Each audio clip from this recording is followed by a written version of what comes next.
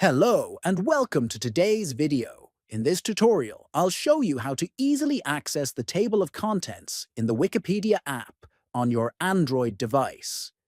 This feature helps you quickly navigate through different sections of any article without scrolling endlessly. First, open the Wikipedia app on your Android phone. Next, search for and open the article you want to read.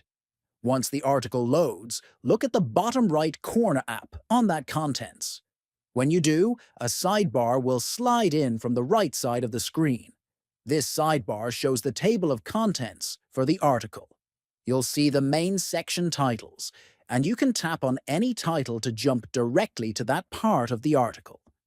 This makes reading long articles much easier, letting you skip to the exact section you're interested in without scrolling manually. And that's how to display the table of contents in the Wikipedia app on Android. It's a simple trick, but really useful. Don't forget to subscribe for more helpful tutorials.